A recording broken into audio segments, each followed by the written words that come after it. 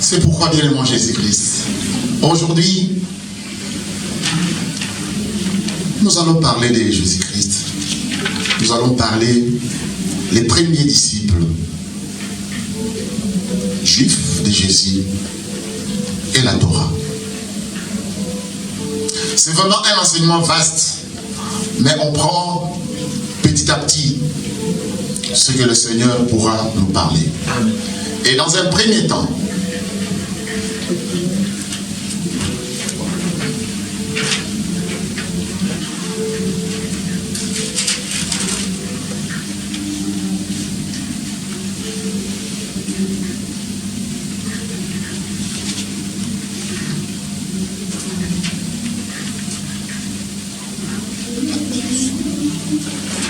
nous commençons tout d'abord Marc 7.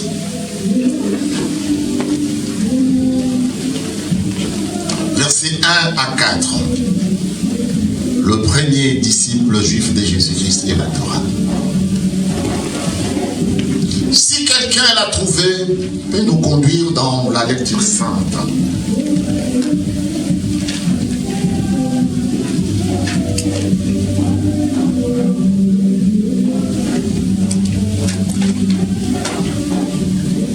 Marc 7, nous commençons tout d'abord par 1 à 4.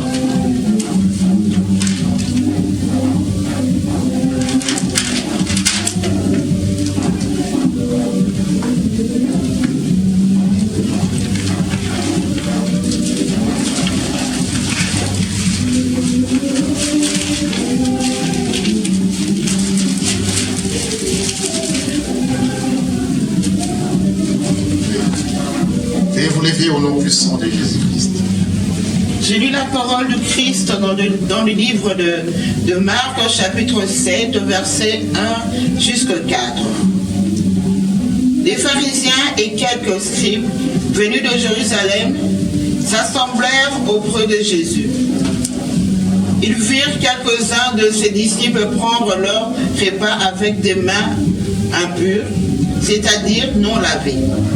Or, les pharisiens et tous les juifs ne mangeaient pas sans être lavés soigneusement les mains, conformément à la tradition des anciens. Et quand ils reviennent de la place publique, ils ne mangèrent qu'après s'être purifiés. Ils ont encore beaucoup d'autres observations traditionnelles, comme le lavage des coupes, des cruches et des vases d'airain. Amen. Amen. Seigneur Dieu, Tout-Puissant, béni sois-tu, Seigneur, pour ton amour, pour ta paix, pour ta grâce. Le moment est venu que ton peuple puisse écouter ta parole. Béni sois-tu. Béni sois-tu, Seigneur, parce que tu es bon. Béni sois-tu parce que tu es merveilleux. Le moment est venu que le cœur ouvert puisse recevoir une bonne nourriture. Amen. Dans des bons pâturages. Alléluia. Que tu vas transformer cette église. Que tu vas nous parler aujourd'hui. Bénis ta servante qui nous a conduits dans la lecture sainte. J'ai ainsi prié au nom puissant de Jésus-Christ et nous disons tous Amen. Amen. Amen. Amen. Asseyez-vous à la présence de Dieu. Alléluia. Bien-aimés en Jésus-Christ, nous avons tous écouté, suivi la parole, suivi ce que le Seigneur a parlé dans la lecture sainte et la servante de Dieu nous l'a transmise dans les livres de la Bible. Le pharisien et quelques scribes venus de Jérusalem s'assemblèrent auprès de Jésus. Alléluia. Amen. Le pharisien était des contestateurs vraiment avérés. Le vrai contestateur. Pourquoi j'ai dit avéré? Parce que ça ne tenait pas avec ce qu'ils faisaient. Ils aimaient toujours être auprès de Jésus-Christ, suivre sa parole, suivre ce qu'il disait. Le pharisien et les scribes voulaient peut-être bien le Jésus-Christ, changer de camp, se reconvertir. Mais quelque chose les empêchait. Amen. Et cette chose qu'aujourd'hui on va découvrir. Eux, ils étaient habitués à être avec les Sanhédrins. Le Sanhédrin, c'était conseil. Comme aujourd'hui, on peut dire parlement. Le Sanhédrin, c'est une assemblée.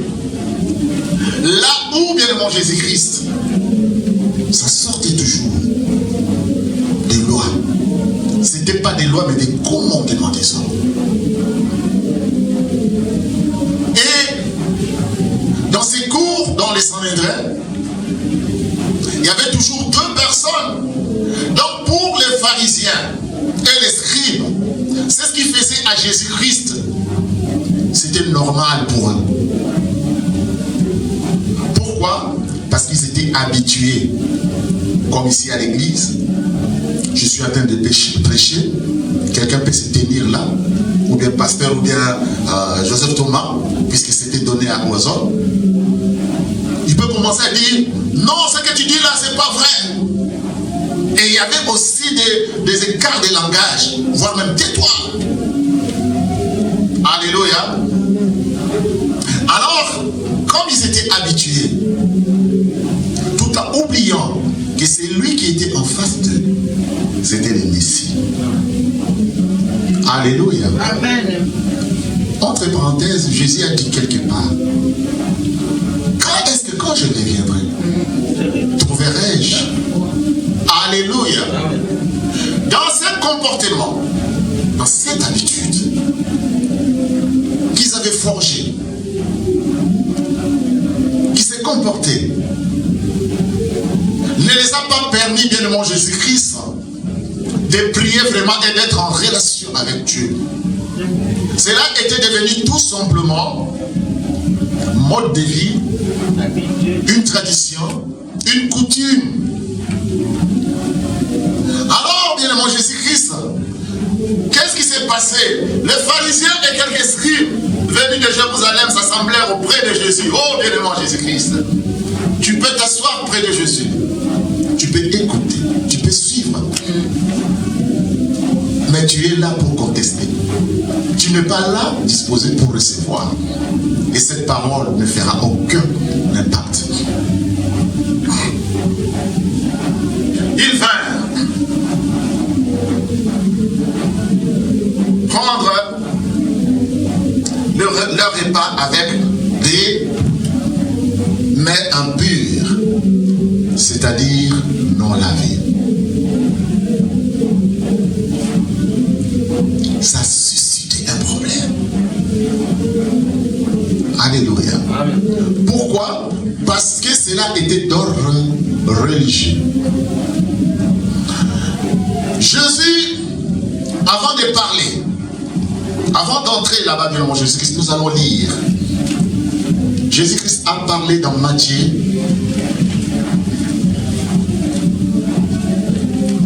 5, 17 et 18. Quelqu'un peut nous conduire? Oui.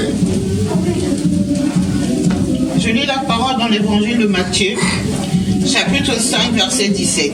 Amen. Ne croyez pas que je sois venu pour abolir la loi ou les prophètes. Je suis venu non pour abolir, mais pour accomplir. Car je vous le dis en vérité, tant que le ciel et la terre ne passeront, point, il ne disparaîtra pas de la loi un seul iota ou un seul trait de lettre, jusqu'à ce que tout soit arrivé. Alléluia. Amen. Jusqu'à ce que tout soit arrivé. Amen. Ici, Jésus a parlé. Le verbe qu'on peut retenir ici, abolir et accomplir. Abolir qui veut dire disparaître. Accomplir, on peut dire qu'il soit arrivé. Mais dans la parole, ici, Marc, les pharisiens ont accusé Mais prenons l'exemple maintenant. Pourquoi les pharisiens ont accusé? Ils ont dit que le main était impur. Alléluia. Le main était impur, c'est-à-dire non lavé. Est-ce que si tes mains sont non lavées, cela constitue un péché pour que tu ne puisses pas aller au ciel? C'est ça, il faut se poser des questions. Pourquoi ils ont dit cela? Pourquoi Jésus-Christ les a réprimandés? Parce que laver les mains, aujourd'hui, ceux qui ont gardé ces principes ou bien ces commandements, je peux citer même le nom, c'est l'Église orthodoxe. C'était pas vraiment laver les mains. Pourquoi ils ont donné ces commandements? Dieu n'avait pas dit à ces commandements. Si vous voyez là où Jésus-Christ a parlé des divorces, Jésus a dit, c'est votre endurcissement des cœurs que Moïse a dit, si tu veux quitter, tu écris, tu fais une lettre. Endurcissement du cœur. Les Sanhédrins prenaient beaucoup de commandements qui ne venaient pas de Dieu, qui étaient bien pour eux. Pourquoi? Tout simplement pour éviter d'autres classes, éviter le faible, éviter le pauvre. Ces commandements séparés, c'était une discrimination. Alléluia. Vous me suivez? Amen. Amen. L'impureté, c'était quoi pour eux? Si tu passes près des cimetières, tout simplement près des cimetières, tu es devenu impur. Si tu touches une couleur qui n'est pas pure, tu es impur. Si tu touches un animal qui n'est pas vraiment conforme à la parole, tu es impur. Tu es dans la foule, à la masse, ou bien dans un endroit, il y a plusieurs personnes, même des femmes. Et si une femme, bon, c'est comme ça aussi l'expression, en règle, alléluia, tu la touches sans pour autant faire attention et sans pour autant comprendre qu'il était dans sa période, tu es impur. Et c'est lavement des mains. Ça se faisait comment? C'était devenu rituel. Vous voyez la place où Jésus-Christ n'avait pas accepté. Vous comprenez cela? Or, lavement, l'impureté, si on dit l'impureté, ça demande tout simplement la purification. Mais les péchés, ça demande quoi? La repentance. Différence. Purification, c'est purification, ce qui est palpable, ce qui est corps. Mais la repentance, tu rentres dans vraiment. Tu te dis, je regrette mes fautes, je regrette mon péché, mon attitude, qui peut m'empêcher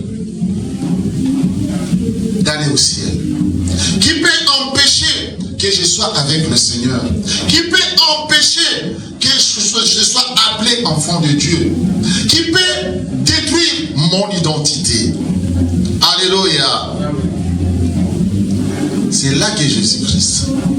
Et pour eux, bien manger les pharisiens, avant de manger, donc il faut dire, il ne prie pas tout d'abord pour la prière, la nourriture. Il vient, il commence. Et cette purification d'eau, c'était quoi tout simplement? Alléluia. On peut prendre l'eau, on met comme ça, on met. C'est pas un lavement. Alors c'est rituel. rituel, c'était devenu une tradition. C'était devenu une coutume. Et ces coutumes, bien aimé Jésus-Christ, c'était des liens qui empêchaient que les gens puissent voir Dieu. Amen.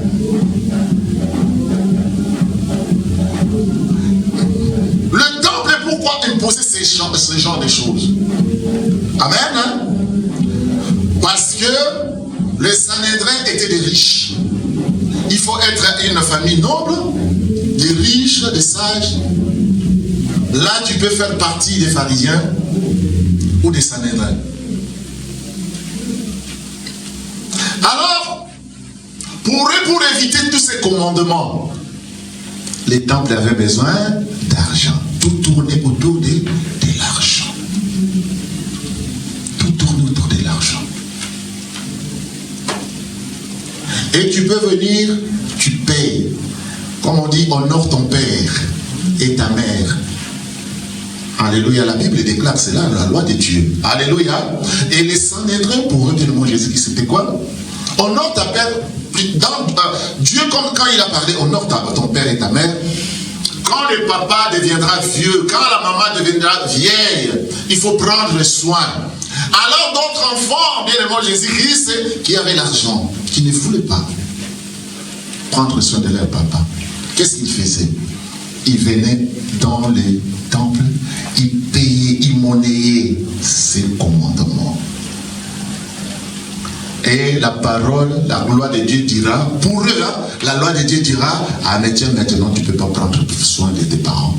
Fais comme tu veux, tu peux faire ta vie, tu peux partir sans prendre soin de tes parents. Tous ces petits commandements tournaient autour de l'argent. Alléluia. Et si tu ne voulais pas faire ces rituels, il fallait monnayer.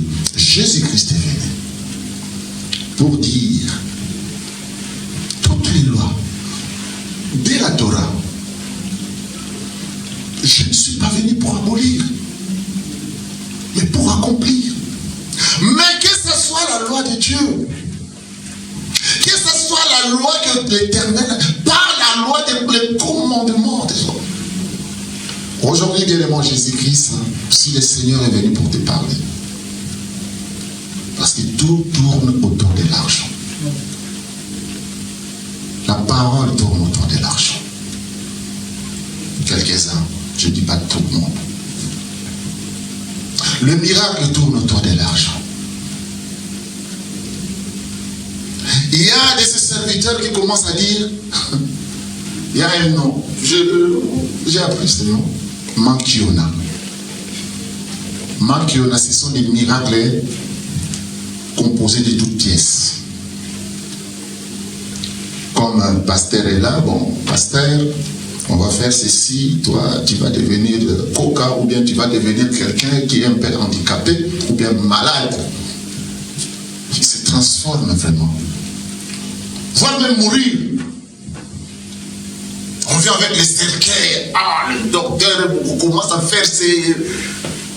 Et après, la personne est réveillée, est ressuscitée plutôt. Alléluia. Amen. Tout ça, le faible aussi, pourra dribbler les faibles. Or, la Bible déclare, dans l'Église, il y a les forts, il y a aussi les faibles. Mais que les forts supportent les faibles, que les forts relèvent les faibles. Mais quand les forts commencent à écraser les faibles, c'est pourquoi Dieu a dit, Jésus a dit non, non, non, non, non. Et si on voit dans 7, la réponse de Jésus-Christ, donc Marc 7, le verset 6 plutôt. Maman, tu peux? On avait dit jusqu'à 4, hein? Oui, commence 5 et 6, petit à petit.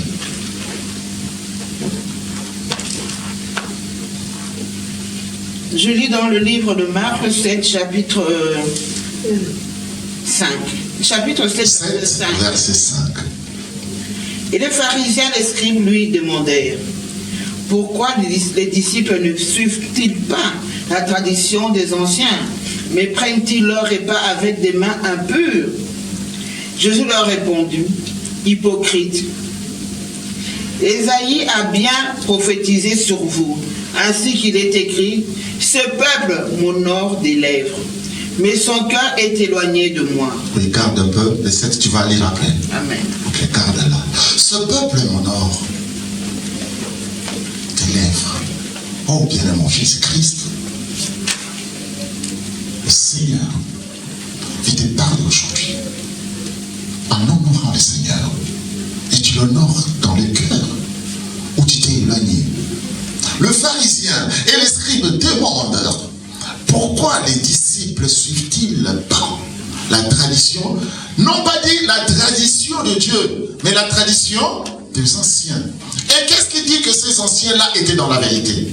Amen. Qu'est-ce qui dit que ces anciens-là étaient dans la parole de Dieu? Bien-aimé Jésus-Christ, aujourd'hui, ceux qui prétendaient être vraiment des défenseurs de la parole, ceux qui prétendaient avoir la parole de Dieu, ils ont perdu la parole.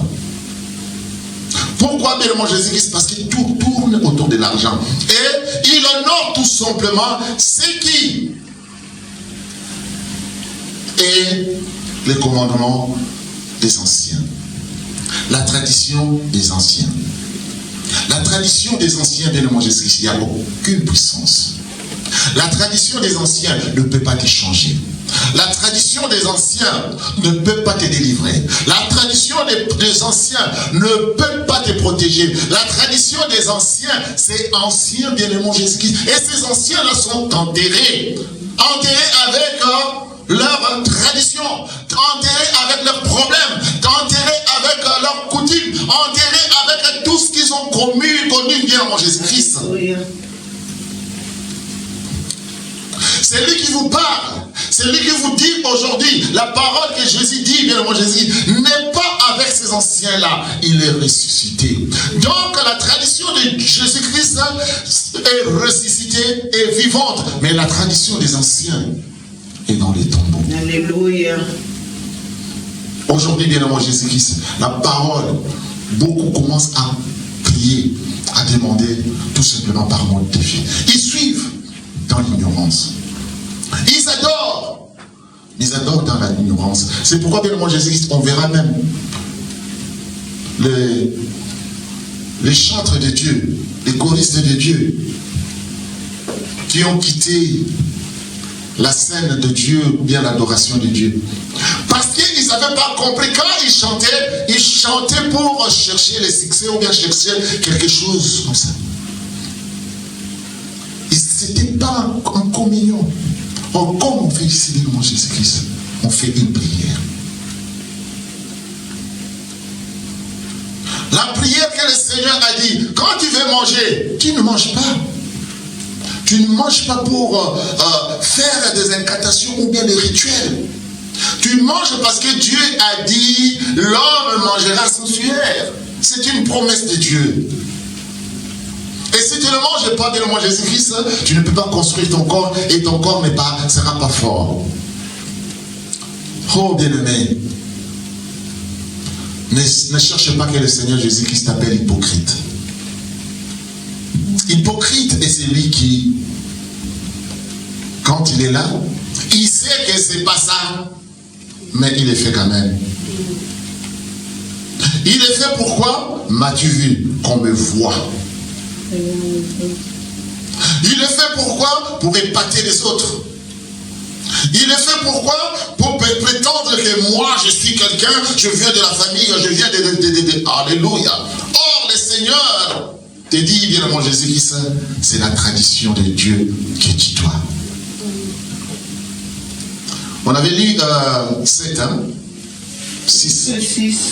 7 maintenant et 7 et 8. Marc 7, versets 7 à 8. C'est en vain qu'il m'honore en donnant des préceptes disant des commandements d'hommes. Vous abandonnez les commandements de Dieu et vous observez la tradition des hommes. Amen. Et 9 et 10. Il leur dit encore, vous rejetez fort bien le commandement de Dieu pour garder la tradition. Car Moïse a dit, honore ton père et ta mère, et celui qui maudira son père ou sa mère sera puni de mort. Alléluia. Continue, maman. Jusqu'à 13. Mais vous dites, si un homme dit à son père ou à sa mère, c'est dont j'aurais pu t'assister et corban, c'est-à-dire une offrande à Dieu, vous ne laissez plus rien faire pour son père ou pour sa mère, annulant ainsi la parole de Dieu pour votre tradition, que vous avez établie, et vous aurez beaucoup, et vous faites beaucoup d'autres choses semblables. Alléluia. Le Seigneur vous dit, vous êtes ses disciples. Vous êtes réunis auprès de lui pour ne pas suivre la tradition des hommes. Car c'est lui qui suit la tradition des hommes. Qu'est-ce qu'il fait? Il honore Dieu tout simplement par quoi? Le Seigneur a dit ici, son peuple m'honore des lèvres. Mais son cœur est éloigné. Vous abandonnez le commandement de Dieu et vous observez la tradition des hommes. Il leur dit encore, vous anéantissez fort bien les commandements, anéantissez fort bien les commandements de Dieu pour garder votre tradition. Or, il faut garder la parole de Dieu. C'est la parole de Dieu qui sauve. C'est la parole de Dieu qui change. Dans la parole de Dieu, il n'y a pas de frustration. Dans la parole de Dieu, si tu gardes la parole de Dieu,